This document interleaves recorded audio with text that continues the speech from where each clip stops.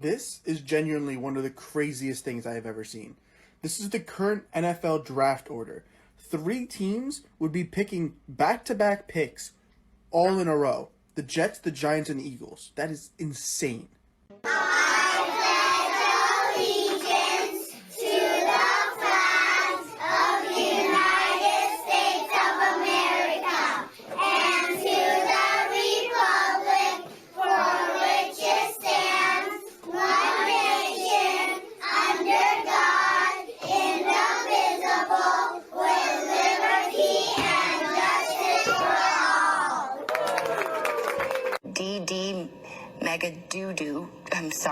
Mangudu. Once it's turned on, the sign will spell out Deli Cat Essen.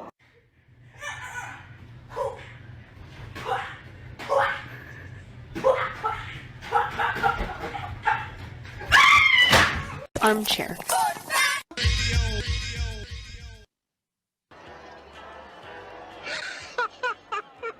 We have been hoodwinked, bamboozled, and flat out deceived. There's something kind of about a kid that's never played baseball. But what the hell, boy? Make sure to listen to the Armchair Quarterbacks. Good enough for us down here in the bayou. Go Tigers and the Armchair Quarterbacks.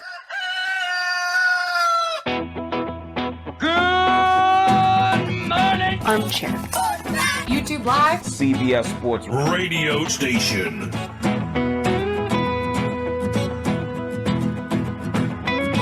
The radio station you can call your own. Do you know what listeners like about our station? It's everything. I like everything. It's always on my radio.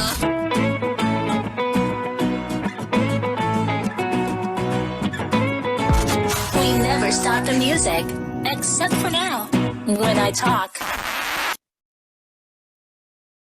Good morning. It's time to wake up, y'all. You're listening to the Armchair Quarterback Show. We're here weekdays on CBS Radio, YouTube Live, the Armchair Quarterback Show, your first choice for Southern Sports Talk.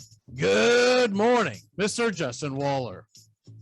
Good morning. I don't know much, but I know one thing. Why are you having a lockout, Manfred? It's just a piece of metal. Hi, I'm Mac McGee, and I don't know much, but I know one thing. The Notre Dame fan base may not be excited about their new head coach, but I actually think he might be the best man for the job and the smartest one, considering you always end up firing the guy after the guy that did great. This is a much cheaper option. You're listening to the Armchair Quarterbacks. Armchair. Community Access Channel. He's the armchair quarterback. He's full of beer and he's full of snacks. The all-American man. With a cool in his teeth. Yeah, the armchair. Hey, howdy, hi. And how the hell are you? Welcome to the Armchair Quarterback Radio Show. I'm Mac McGee sitting alongside Justin Waller. Justin, how the hell are you this morning, my friend? I'm doing great, buddy. I'm missing my friend Tony this morning. Must be this high seat upon the SEC East. I can't see him so far down there. Well, he is still juggling the newborn. So we expect him to be on tomorrow. I thought he might be on today, but he's still juggling duties as a daddy.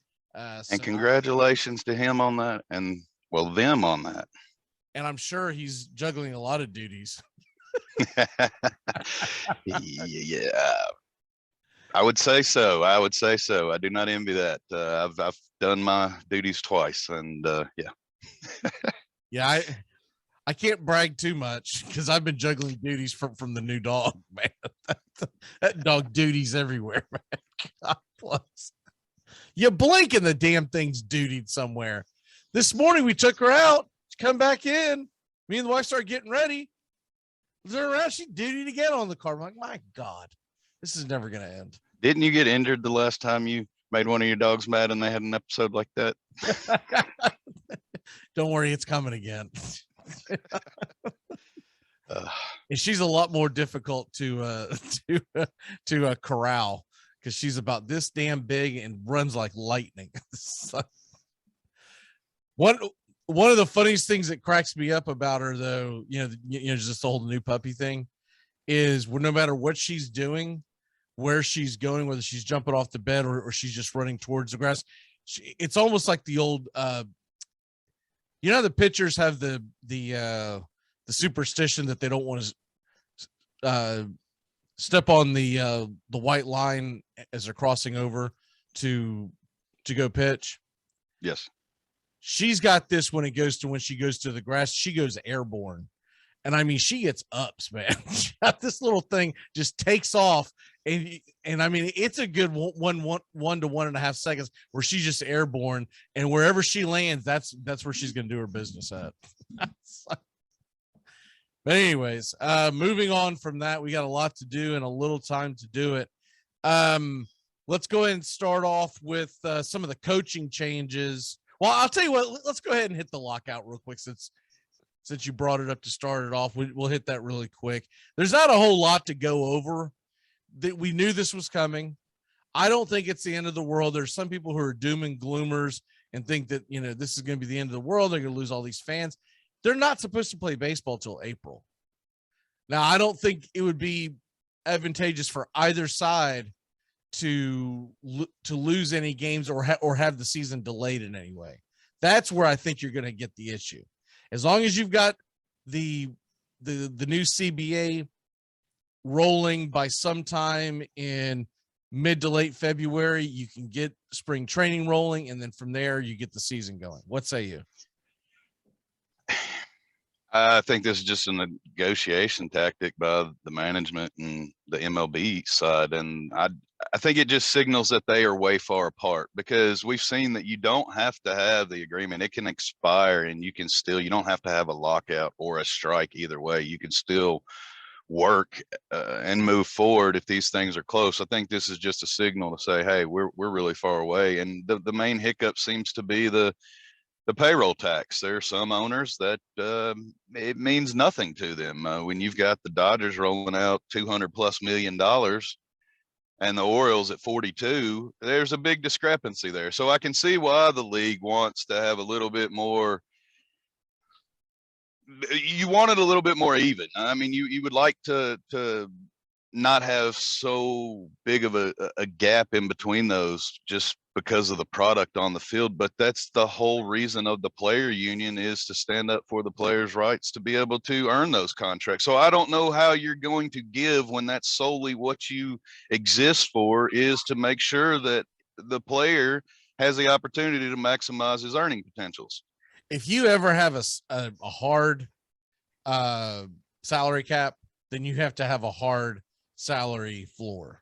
That's just all there is to it. If you're going to tell the players that we'll just pick a number right now, you can't. I think the salary tax sits around 180 million, somewhere there, give or take.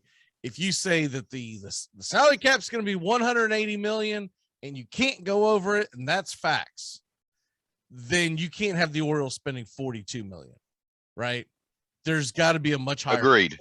And so that's where you're going to run into problems, because teams like the Marlins, they're not willing to spend the money normally. Now, they did go out and do some things this year, but I'm talking about typically the Marlins don't spend money. The Royals don't spend money. Well, there's a better way. Or I mean, there's different options. You don't have to tax it and make it about the finances. The owners have that freedom. I mean, if they want to spend it or not. I mean, they bought a Major League Baseball team. I don't think you need a guaranteed salary or floor, but maybe instead of the tax, you obviously is not working, put it to picks, put it to prospects. I mean, you put an incentive on it to where players can still do it, but the owner knows there's consequences that, hey, if I want to go out here and go all in, there's going to be a consequence for it, because I've got the dollars to do it. And if I'm willing to do it, hey, they can chase it. But if you're going to lose enough and there's actually an incentive lost, then I think it would detour more of it than just open checkbooks. Because for a lot of these owners, these are interest payments. That's one of the things that the players want to get rid of. And that is right now, if you lose a major free agent that you put a qualifying offer for, you lose a first round draft pick. And that's why a lot of owners are hesitant sometimes to sign guys because they don't want to lose that first round draft pick. The player stipulation, and I kind of agree with them. Why am I linked to a damn a draft pick? I know what you're saying. You're saying that if you go over the threshold, you lose draft picks, and I wouldn't hate that at all. The big kicker here is the situation that I think is getting swept under the rug that a lot of people don't realize.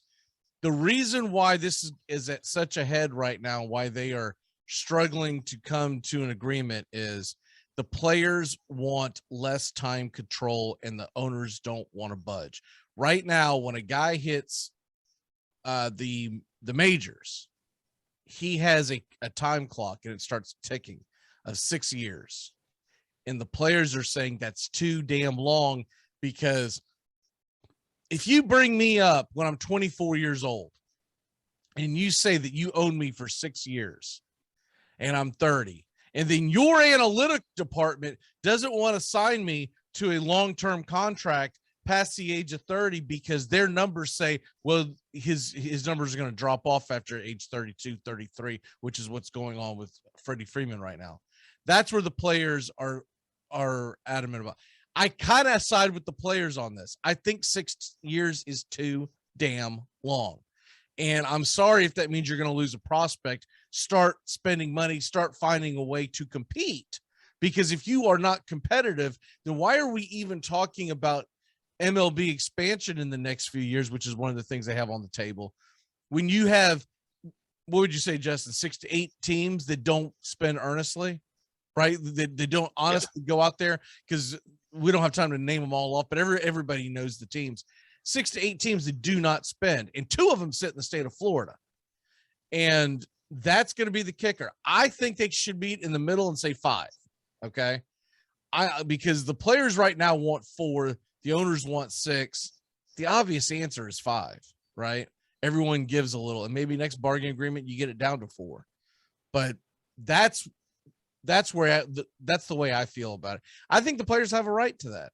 6 years is a long time. I think in the NBA, when you come out of it, when it's all said and done, but when they draft a guy, they have control of the dude for 8 years, but they are paid handsomely for that time period. So there's never been a pushback. You're talking about the difference between, we'll just put out one of our guys, Ian Anderson, Max Fried. 6 years is a long time for those guys to finally hit the market, and then they have to stay healthy, et cetera, before they ever see the Max Scherzer type contract. I side with the players with you on it to an extent, but I also see what you put in and the depth of baseball and what they have, and I think honestly that's the more underlying issue. If we really get down to it, is that the bottom system fails the players. It's a struggle, and it's not what it should be. And that's where the control issue comes in for a lot, because, the ones that don't make it, it's detrimental. And that's why the players or the management and teams don't want to step up and relinquish the longer time, because some of them take to develop. They want to have that control. So I don't know where you meet in the middle. I'm like you. If you're 2 apart, you split it, we move on, and in the name of the fans, we just get this over with. And let's start with the hot stove. If you make it too short, okay, let's say 3-4 years or whatever, I'll tell you what you're going to do, baseball players. You're going to eliminate much of the minor league system, because the easiest way to save money is to say, all right, well, screw it. We're going to have, as opposed to most teams have 4 to 5 leagues, we'll just do 2. We'll do a AA and AAA. Maybe the very, very rich teams will have the the single A teams, but that's where you cut the money. And then that's when you're talking about, is the players union really asking the right questions and projecting for, or do they have the best interests of every player? Or is it just, and I'm using him as an example because A, he just signed, and B, he's a part of the player union rep, so he's in these meetings. or are we just trying to get Max Scherzer the best bang for his buck? Well, I mean, and I won't even just put it to him. Are we trying to get the agents the most commission for their that? I mean, who's really behind the scenes? So one question I do want to throw to you, it's an actual baseball related question. Freddie Freeman did not get signed before this lockout, so there can be no negotiations. Are you in fear that he is gone?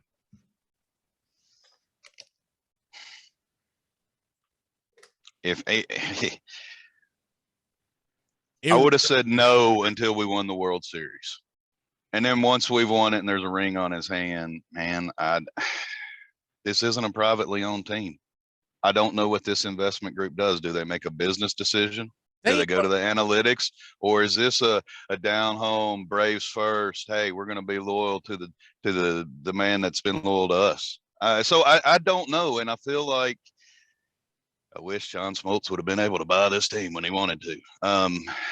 Because my gut would be a lot calmer, but I'm a coin toss. I don't know. I'm hoping Chipper Jones is in his ear and says, man, you want to be here because if you stay here, you become a part of the Mount Rushmore of the Atlanta Braves, right? And there's a lot of money in your pocket if you do that. You go to the Yankees, you go to the Angels, the Dodgers, whatever. You're just another faceless guy that, yeah, you might get paid handsomely for that extra year or whatever, but business opportunities, they're not going to be there for you like you think they would be because you're just one of a million stars out in Los Angeles. Let's just start a new viral thing and let's all as fans agree to buy a Freddie Freeman jersey if he re-signs, just to make it happen and he gets the proceeds. Like I'm in. We'll just all pitch in. What we got to come up with, Freddie? Throw the number out there and we'll figure out how to make it happen. I'm not gonna lie, I will be heartbroken if he's gone. He's my boy. And so, look, there's some idiots out there on Twitter that try to say, look, in fact, there's one girl who's always giving her hot takes, and she's pretty popular on Braves Twitter. But we all know why all the guys like her takes. We all know what they're after, right? She made the comment the other day of there's only one Brave that absolutely has to be signed, and it's not Freddie Freeman. She was insinuating it was Acuna. No, that's not true. Freddie Freeman is the Atlanta Braves. And if you think that you're either a dope or you haven't been a Braves fan as long or as dedicated as you try to proclaim on Twitter, I'll just put it. I would be willing to bet that that's the same mindset that was saying that you need to get rid of Austin Riley because Johan Camargo is the answer. How'd that pan out? How'd that pan out? Thank God he's off the roster. That's all I can say for that. That's all I can say for that. Him and Rich Rodriguez were 86 for people that have missed that. I am planning on doing Braves Country today when it comes back, but I don't really see the point in it. And so that's why I haven't done one in a couple of weeks because they haven't made any big moves. And now I knew we were going to hit the lockout. So I might do one Braves Country today here in the near future and then just let it sit. But do you know what that, so you see our profile picture. Do you know what that's in reference to? Did you see this? No. Major League Baseball yesterday, when the lockout began, took all the players' likenesses off of their website. And I think they're doing it for legal reasons, afraid of getting sued because they're not in agreement with these players. And now they have their likeness, which I think is absolute garbage. Their reasoning, in fact, it's flashing up on one of my streams right now as they're explaining it. A bunch of the players on Twitter changed their profile picture to basically a one of those like generic black background with a gray player with the ball cap on. You don't know who it is, and so that's basically what this is in reference to. That's the Armchair Quarterbacks logo being blacked out essentially. They're doing it to try to make a jab at Manfred. One thing I will say, whether you're a Braves fan or not, if you were on Twitter, do it today. Follow Tyler Matzik. he is undefeated. This guy is the best follow, and he's only started doing it since we won the championship. But he has some of the best one-liners, especially when it comes from a player that I've seen. I won't go through all of them, but just trust me. One was he mentioned what he was having for dinner, and he said, I'm going to have the Dodgers for an appetizer, Astros for the meal, and I'm going to wash it down with an ice cold Milwaukee Brewer. Oh man. But Good he makes jabs, and I mean he makes some real jabs at Manfred.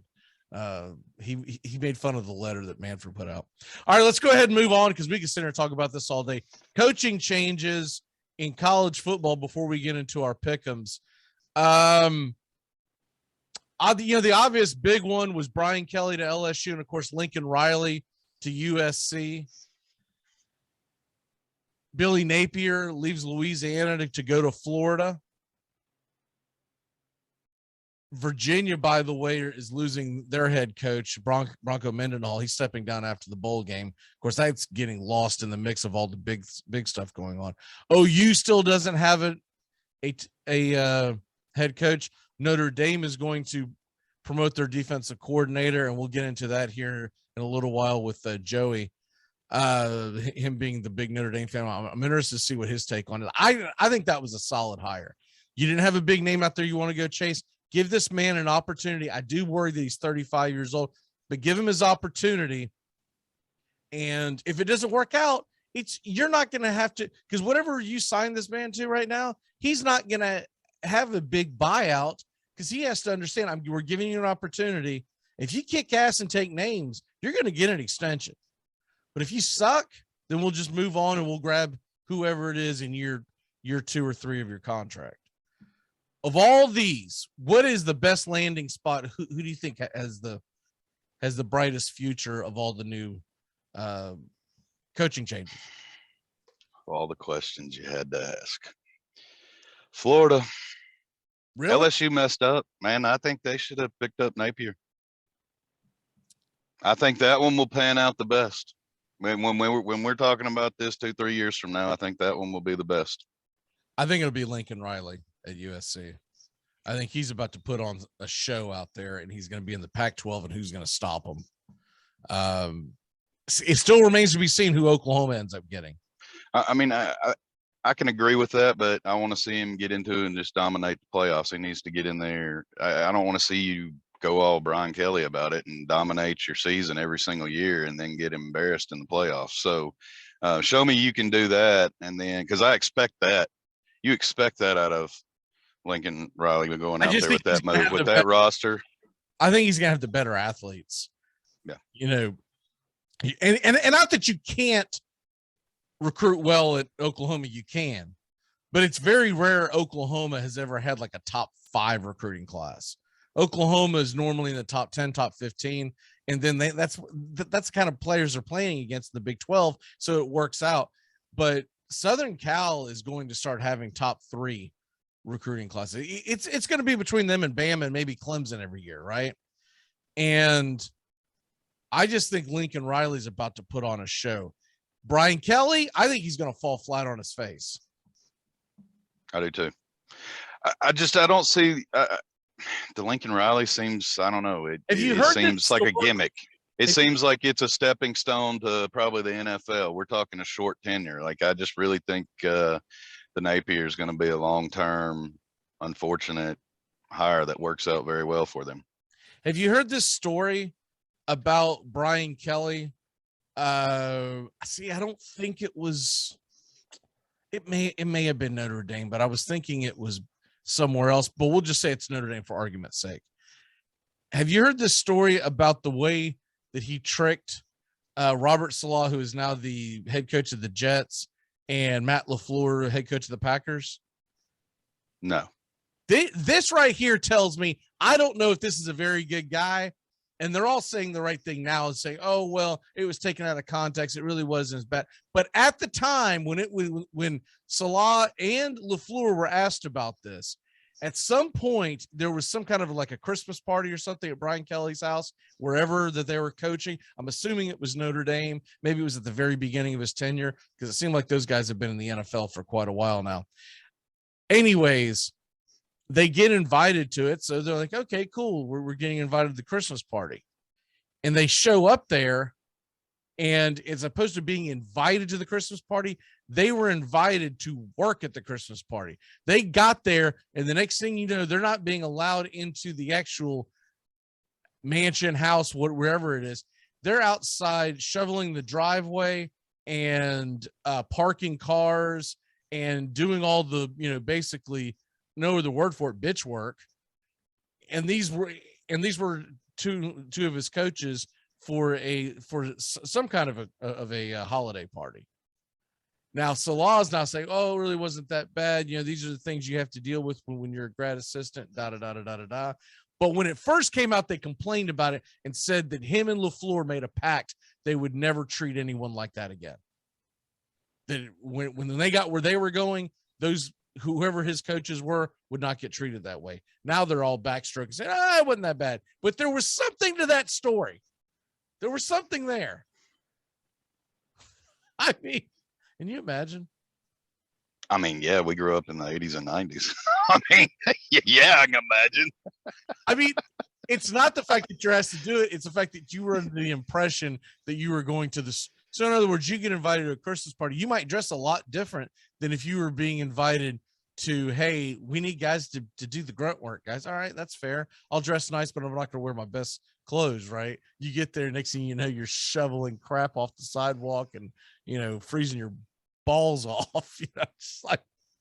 It's just, it's a pretty good one, man. That's a pretty good one. I mean, yes, it does make you judge character, but that's a pretty good one. But if it's enough where these guys are telling the story, say we made the pact that will never happen again or won't happen on our watch, that tells you that they didn't think much of him at that point. Right. When they were telling the story, they didn't get interviewed about this right after they were shoveling the driveway. At that point, you go, all right, well, the guy's mad. It is what it is, right? So anyways, I just found it. And there's a couple of other stories out there that basically shows that Brian Kelly is not the highest moral of character. Well, he's also talked out of both sides of his damn mouth. What's his record against Alabama? I mean, does he play them every year now? LSU, do you play Alabama every year? I believe you do. I mean, unless there's some way you dodge out of it. What's his record against Cincinnati? I mean, like, I didn't understand that one. You got rid of, I mean, now you've let go 2 national championship winning coaches for weird, unusual reasons. I don't know what LSU's doing down here, but it doesn't seem like it's trying to win a championship. They were out there trying to get the big splashy hire because they want to prove that they're still a top 5 job in the country and all that kind of stuff. I still don't think they're a top 5 job in the country. I think they're a top 10, but they're definitely not the elite. And there's other jobs I would put in front, not by much, but I think that they overpaid for basically a guy who's. They were Brian Kelly's a scapegoat. I mean, essentially they were his out. He never won a championship. And LSU fans say whatever they want and say, well, there were a lot of off the field stuff with Ogeron, and that's why we got rid of him, blah, blah. Whatever. If the dude was winning right now, no one would care. He got fired because he had a losing record the last 2 years. That's why he got fired. And this is right after he won a national championship. And only a Brian Kelly getting $100 million is going to come down there. Same thing with Billy Napier. When Billy Napier gets to Florida, he's going to find out really quick the honeymoon will be over with around week 3. And after week 3, you better start winning because the Gators have a hair trigger and they will fire you. I think Billy Napier didn't think the whole thing out because when it's all said and done, I know he's excited to go to the SEC. He's going to be in there in the same division eventually with Tennessee, Georgia, LSU, Auburn, and Alabama. Oof. He's already recruiting that hotbed. He's in that LSU territory. He's in that Alabama He Ole should have Miss found a way. market. What he should have done is elbowed his way to Oklahoma. He's going to the SEC East and has a stronghold in the SEC West. This could work out favorable. Whoever ends up with the Oklahoma job has got it set up for them, because they don't have the blue bloods of the SEC and the SEC West, assuming it's going to lay out the way we think it's going to. I don't know who's going to get that Oklahoma job. I mean, personally, Nick Saban likes crimson. Hey, he's not leaving Alabama. If he leaves Alabama, I've got one Christmas wish, man. Just let me have it, okay? There's only one, maybe two jobs that Saban would ever think about leaving Alabama for, and that would be just to get a different. It's not that that job's better than the Bama job, but it's like, let me try something new. It would have been Southern Cal, which is obviously off the table, or it would have been Notre Dame, which will be off the table. So I think Oklahoma, man, tell me this wouldn't be fun, dude. Whatever you got to do, go back that Brinks truck up and bring in Lane Kiffin. Lane Kiffin chucking it around. Ooh, baby.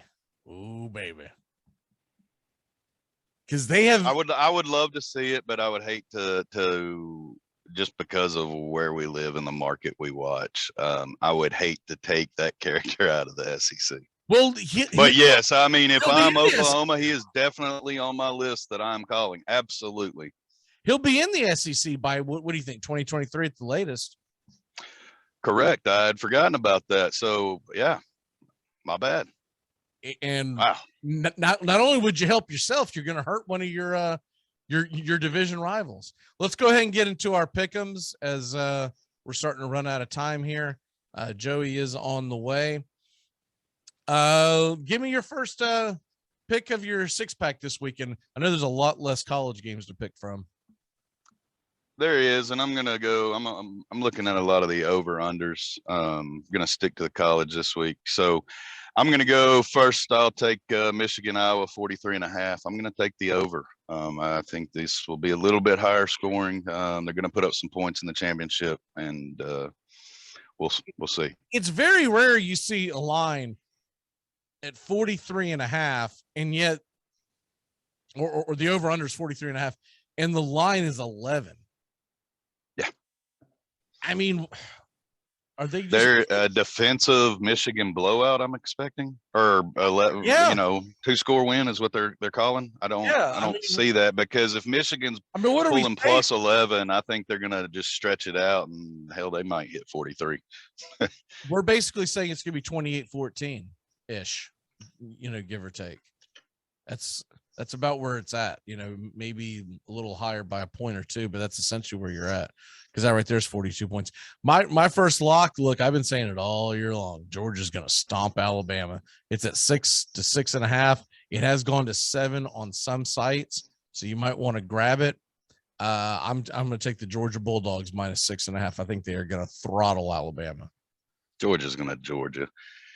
I hope they win, but I don't see it. Unfortunately, my biggest fear is you've got a 1-loss Georgia team and a 1-loss Alabama team, and then Cincinnati. Somebody's about to get the boot, and it's going to be upsetting. But, hey, hopefully you are correct. I also, with my second pick, I'm going to take the over in that game. I think these defenses will wear down. Georgia's going to put some points on the board. I think Alabama's going to find a way to hang in there and put some points, but it might be a little too late, but I'll take the over. I believe it's 49.5 this morning. That's what I'm showing. Yeah. So I'm going to go with the Wake Forest Demon Deacons. They're getting 3 against Pittsburgh. I don't really understand why they're the underdog. Hell, the game's in North Carolina, and I like Wake Forest to put up a lot of points. I think it's going to be a fun game. You might even want the over in that game, but I think Wake Forest prevails. And what is your last pick? Well, to finish out my trifecta of overs, I thought about the Wake Forest. I really looked at it, but I'm gonna go with the Cincinnati Houston 53.5. I'm gonna take the over. I think there will be some points scored. Cincinnati needs to make a statement. I think Houston's gonna come to play. I think there will be some points back and forth in that game. That game is at 4:00 and Houston is getting 10.5. Would you be leaning Houston or Cincinnati on that 10.5? Honestly, I'm leaning Houston. I think it could be an upset, but I think it's going to be a close game, high scoring. Cincinnati pulls it out in the end.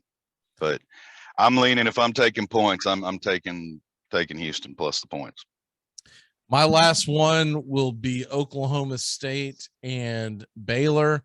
Oklahoma State's giving up 5.5 points. I think Oklahoma State gets it done, and they win. They cover the 5.5, and they find their way into the college football playoffs.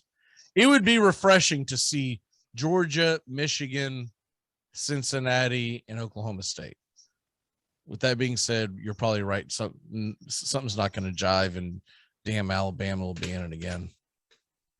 I would be much more excited if Alabama's not in it, just to see some new blood. That's what I agree 100%. All right, let's go ahead and what is your walk-off as we head to break? Captain Khaki may have sucked, but the Ohio State Buckeyes aren't in the Big 10 championship this year. There's some love for my Buckeye fans at work. I'll see y'all in a few minutes. All right, brother. Have a great weekend. You too. Mr. Money, will you please escort Mr. Washington off the court? Take him down the block. And if this dreadlock bumber ass even blinks wrong, you lullaby his ass. You just robbed a house. You have all this great stuff that now belongs to you, but you got this annoying pang of guilt nagging at you. Well, worry no more, because your friends at Cell Block Greeting Cards have the answer for you. Introducing our new line of petty crime thank you cards. Before you smash and grab one of our cards and leave it behind on your next heist. Choose from any of these fine heartfelt cards like, thank you for the plasma TV. Or, thanks for the PlayStation, alcohol, and penny jar. And, don't use your toothbrush. For a limited time, introducing, I'm still in the house. And many more sentimental petty crime thank you cards. Available at any back alley, shadowy parking lot, or armchair.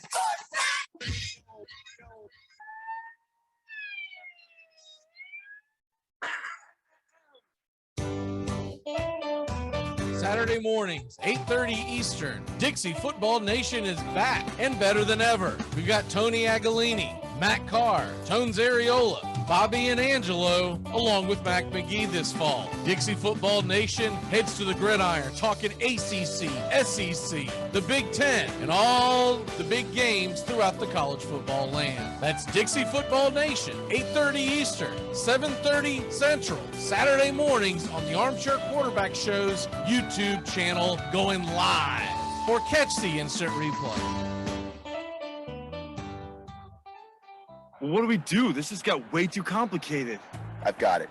Here's what's going down. Corey, you talk to your team. You guys are going to decline that holding call. Done. Yo, wait, but hold on. Ray Sean, once we break this huddle, you're going to get out there, do some crazy celebration. I'm talking some humpies. Whatever you got to do, you do it. Okay, I got you. I'm going to call unsportsmanlike conduct on the celebration, giving the Whites better field position after the kickoff. Coach, I need you to talk to your team about letting them run that kickoff back. Why would I do that? Think about it. Defense, special team, it's all one. You let them run that kickback, both your defenses get 6 points. Nice. Okay, everyone good here? Yeah. Nope. Once again, my kicker is getting no love. Oh, shut up, Bill. Your team is in first place. Plus, you're about to get extra point for the PAT. Yeah, don't be greedy, Bill. Stop being greedy, Bill. Bill. Fine. Bill? Yeah, Bill. I said fine. Bill. Bill? Yeah, Bill. You, Bill. All right, let's do this. Get out there. Wait a minute. Trayshawn comes in with a very delayed celebration here. Oh, wow. I'm pretty sure that's going to be a, yeah, there it is. Another armchair.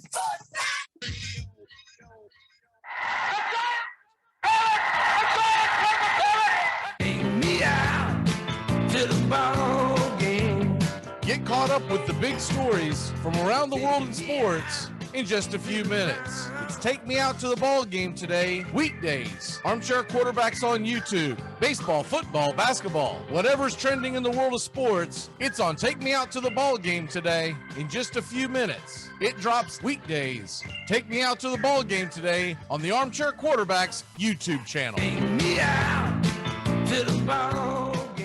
Let me sum it up. Twitter. Twitter is stupid, and Instagram is Twitter for people who can't read.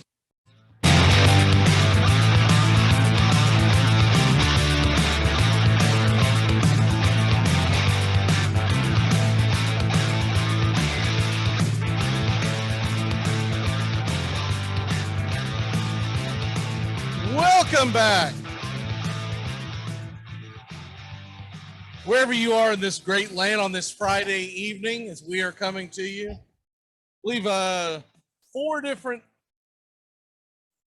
CBS Sports Radio affiliates this evening. So we're excited about that. And Tones Ariola joins us for the second part of the hour.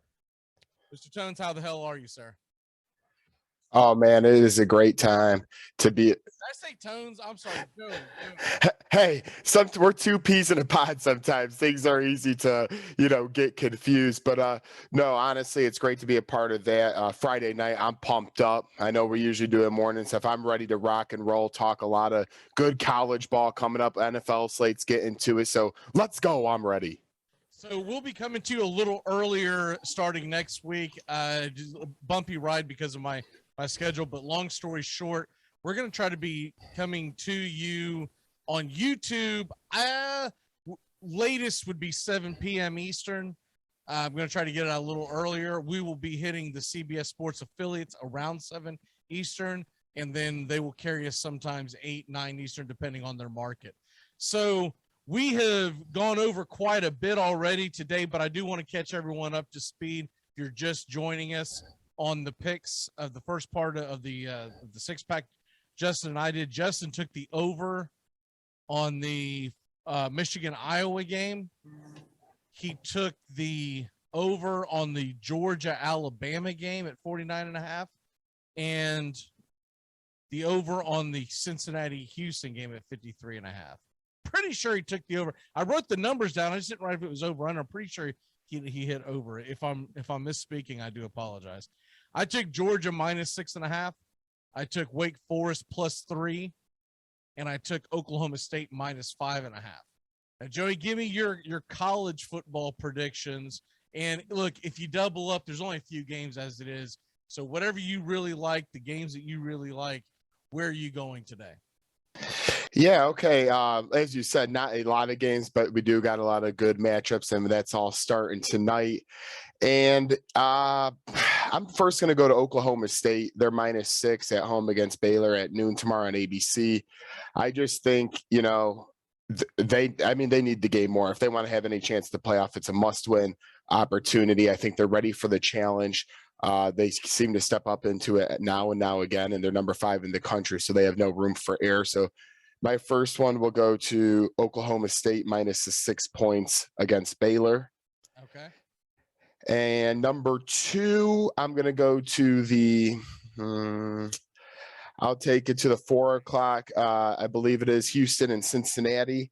Actually, I'm going to do a little change of direction here. I know Cincy's been hot, but I'm taking that Houston spread all day. Look, they're a good team too at number 21 in the country and 11-1.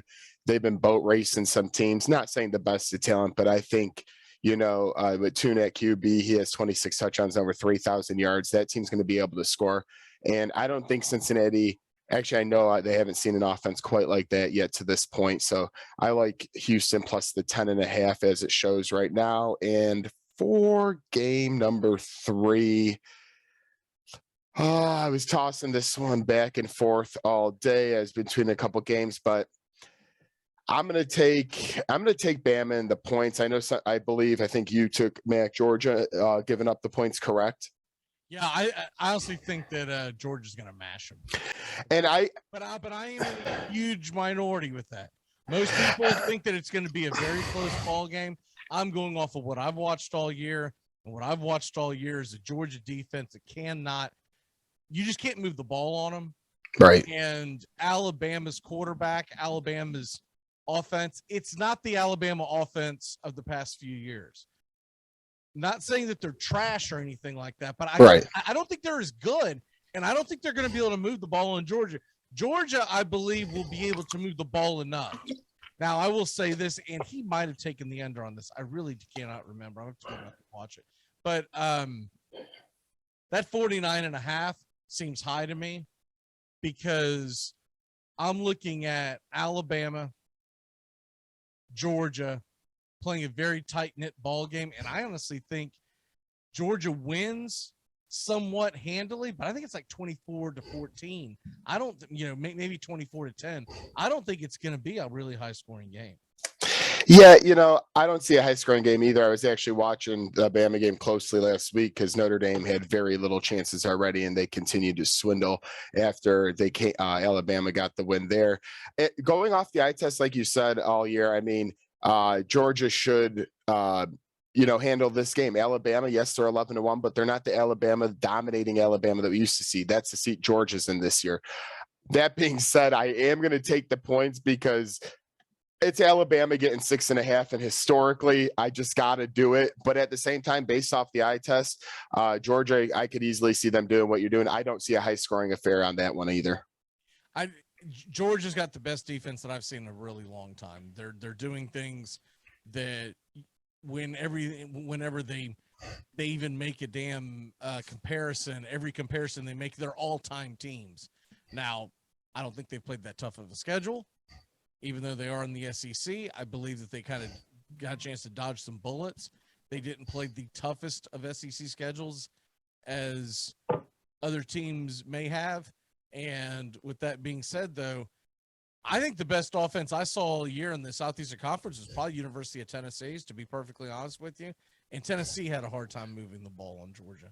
So I'm going with, and look, Georgia's got 3. Pay attention to this. Georgia's got 3 really good tight ends, and I think that's going to come into big-time play. I think they're going to help them move the sticks and help them move the chains, both catching the ball and blocking. I think they're going to bust Alabama off the ball. Yeah, my last comment on it is if Alabama could somehow keep it close or get a chance to win and they do come up, I think Bryce Young could solidify himself as the Heisman candidate if they come up with a big win, but that's not going to be an easy task. Before we move on, Utah, Oregon tonight, 8 o'clock Eastern on ABC. Who do you like in that game? Right now, Utah is a 3-point favorite. They blew out Oregon in the first matchup. This game, the over-under is 57.5. I think it's going to be a low-scoring game, to be honest with you. Yeah, my bet would go at the under if I had to make a bet on this game. First game, actually, I remember came around not too long ago, and I took Utah. But this time, I'm going to flip the script. I think Oregon, they want to prove to themselves. Obviously, don't have a chance to the playoff, but they're the best team in that conference, and they've been a pretty strong team all year. And hey, 10-2, say what you want. They might have had a bad loss and everything like that, but I think Oregon might come out and surprise some people tonight and take this one. Okay, so switching back over, we'll go ahead and head to the NFL. We're going to make this short. I'm going to be honest with everybody. I got an issue in my kitchen. It's pretty hard to breathe. And so we're going to make this short and quick and kind of finish this off. I do apologize to Joey for cutting the show short and everyone else, but we'll be back next week with the normal size show. It's becoming brutal to breathe. That's why I've got this fan up here, and I made the mistake of opening an oven door, and evidently there's something at the bottom of the oven. It's a rolling charcoal smoke that came out, hit me in the lungs, and I'm having a hard time breathing. So we're gonna dive right into it.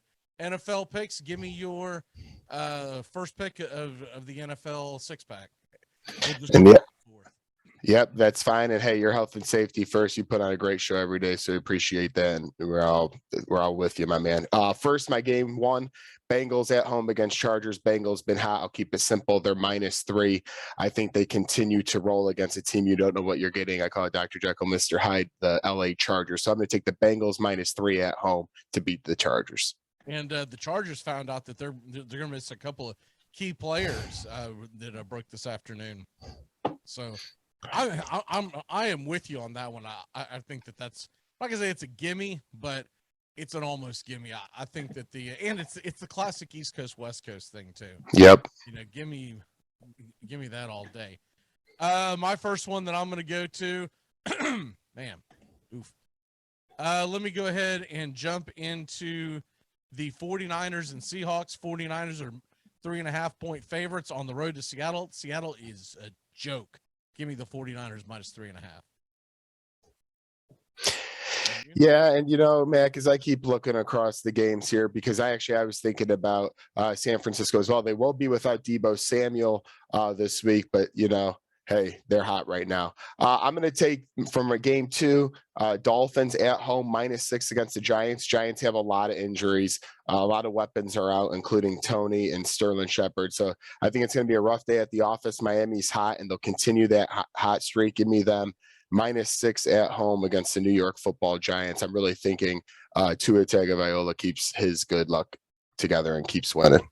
I like the Cardinals -7.5. I know it's a big number to give up. They're going to Chicago. I believe that they are going to pound them because I don't think that the Bears are going to be able to move the ball. And the Cardinals are coming off of a bye too, aren't they? So you're talking about a team that is absolutely ready to roll. I want to double check that, make sure I'm not misspeaking here.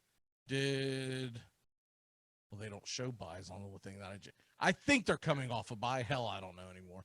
Yeah, Arizona is correct. Okay. I expected to go to the schedule and see bye and then the next week and whatnot. Instead, it's just dates and dates and dates. Nothing's easy today, I tell you. So give me the Cardinals minus the points. What's your next one? Yeah, for my third game, I'm going to look at the, late afternoon 4:05 slate. I'm going to take Washington. It's pretty much a pick 'em. I'll take them +1 at the Vegas Raiders. I think Yeah, that's probably a surprise pick to some. I think a lot of people are going to be on the opposite side of things there. But I think, Washington's still in the playoff race too, led by Coach Ron Rivera. They've been playing a little bit better ball. I think this is going to be one of those junk games. I remember the Bears going into Vegas, beating them earlier in the season, and the Bears are pretty bad themselves. So I think Raiders just flop once in a while, especially the second half of the year in recent history. So I'm going to take Washington football team on the road +1. All right, and that's going to take me to the Rams and Jaguars. Give me the Rams team total. It's sitting at 30.5. I think they're going to absolutely annihilate Jacksonville. Give me the Rams -30.5 on a -115 payout line. All right, and before we go to head out of here real quick, any big shattering thing that's going to happen tomorrow in the world of college football? Honestly, hey, I picked him. I'm going to go with it. I think Alabama comes out strong. Bryce Young shows why he should be the Heisman candidate. And at the end of the day, at Saturday night, Alabama will be the #1 football team in the country. Roll Tide. Before we do take off, I do want to get your take. Yes. Do you like the hiring of Marcus Freeman for the Notre Dame Fighting Irish? So on the surfaces, I do. He's a young 35-year-old guy. He was under Fickle a lot. Great connection there. The D coordinator, he's been a big part of the recruiting process in Notre Dame. So I'm actually a big fan of it. I think he's done a lot more for that program than people realize, and he's ready to step up to the challenge. He had a team meeting today where the players were pumped up. He wasn't talking in his fake Southern accent like the other guy. So I'm giving it the thumbs up to my. Yeah, I've heard press conferences for years, and I got to get mad about this. This guy joked, he faked it. It was embarrassing. Come on, man. Be better than that. Just admit you wanted to go there to try and win. Don't try to act all Southern. He's trying to reset the clock. He knew the time was ticking at Notre Dame because eventually the Notre Dame fans are going to get tired of going 11-1 and either A, not making the playoffs, or B, getting bowed out very quickly and very easily, whether it was whether it was Clemson or Alabama pounding them into submission. The Notre Dame faithful were getting tired of it. So he's just resetting the clock. He doesn't realize, though, that is a short clock at LSU. Hey, look at what happened to Ed Orgeron, right? He wins a championship, breaks all these records with Joe Burrow and Jamar Chase. 2 years later, doesn't have the job. The best hire of the week goes to who? I'm giving it to USC and Lincoln Riley. I think quarterback whisperer, he could possibly get his guy if he wants over there. Riley's going, he's smart. He knows Oklahoma's going to be in the SEC. He's not fooling anyone. He knows what he's doing by going to USC, which, hey, give him a smart thing to do. Try to get the program back on the map after a couple of bad seasons. Well, the one thing that you have to look at too with Riley, okay, first of all, he's already flipped his his number one recruit, the quarterback that decommitted from Southern Cal and committed over to decommitted from OU. And what is your best guess on who gets the OU job? The guy that I like, we talked about it earlier in the show. The guy that I like to go after, if I'm OU, I'm gonna jump on the Lane train and try to get Lane Kiffin to come to OU. Oh wow! Honestly, I do like that call a lot. I mean, I heard you guys talk a little bit last week too. I think the name was mentioned of I think Tones brought him up. I forget the guy who used to coach Penn State and then he went to the Houston Texans. Bill O'Brien, you guys brought up, I know, in a different job. I actually like your pick a lot. They don't want to go too old. They want to get someone like Lane Kiffin who proved he could do it in the SEC. So why not just move over to Oklahoma, who joins the SEC? Yeah, and not only do you make yourself stronger, you hurt one of your newer division rivals, because I expect Oklahoma and Texas to be playing in the Southeastern Conference by 3, I would think. I don't think it's going to go much longer. Normally we do turn back time. Normally we do birthdays. Man, my eyes are burning and my chest is burning. We got to get out of here. Great job, Joey. We'll see you Sunday on the Handicappers, assuming I don't drop dead here. Hey, good luck, Mac. We're all with you, man. Get better. Hey, working stiffs. Everybody. 4, 3, 2, 1. Happy weekend. Goodbye, sweetheart. Well, it's time to go. We're back tomorrow with another show. Well, unless we're fired, we'll talk to you then. Goodbye, sweetheart. Goodbye. Goodbye. Guys and gals, it's time to go. We'll see you on the next show. Same back time, same back channel. Thanks for listening to the Armchair Quarterbacks on these CBS Sports affiliates and catching the show on YouTube Live. We're here weekdays.